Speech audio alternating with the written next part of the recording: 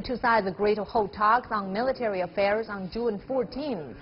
Meanwhile, U.S. Secretary of State Mike Pompeo met visiting DPRK senior official Kim Yong-chol again and said they are moving in the right direction.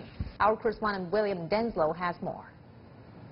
U.S. Secretary of State Mike Pompeo met with Kim Jong-chol on Wednesday for a state dinner in New York. That was followed by around 2.5 hours of discussions on Thursday in New York. Now, many see this as a short amount of time, considering the fact that this is the most senior official from the DPRK to be in the United States in some 18 years. But Mike Pompeo saying simply that they'd achieved all they could in this allotted time in New York.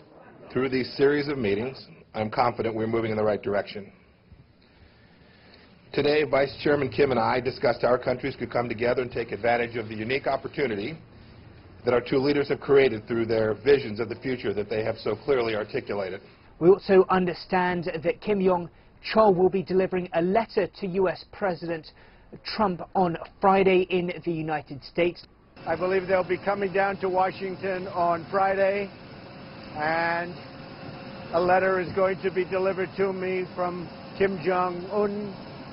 So I look forward to seeing what's in the letter, but it's very important to them. So they'll be probably coming down to Washington, D.C. on Friday.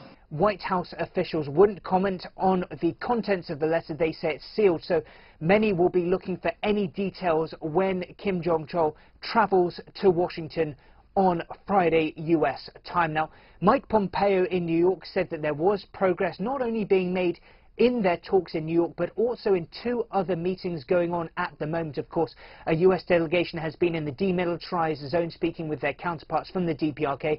Also, logistics meetings between U.S. officials and officials from the DPRK happening in Singapore as well. Now, of course, the real sticking point is whether the two sides can come closer together on the issue of denuclearization by June 12th. Of course, Mike Pompeo once again stressing on Thursday that that remains the key priority for the United States heading into this potential summit, also stating that it could well bring prosperity as well as security for the DPRK. Of course, Kim Jong-un, according to DPRK state media, saying that that he is committed to denuclearization on the peninsula, also stating that he believes that to achieve this, it could take several stages. Now, that's interesting because U.S. President Donald Trump, speaking on Thursday, also said that this summit could happen once, it could happen twice, it could happen 3 times. He did, however, have the caveat that if the sides couldn't come close together, that it could still not happen at all.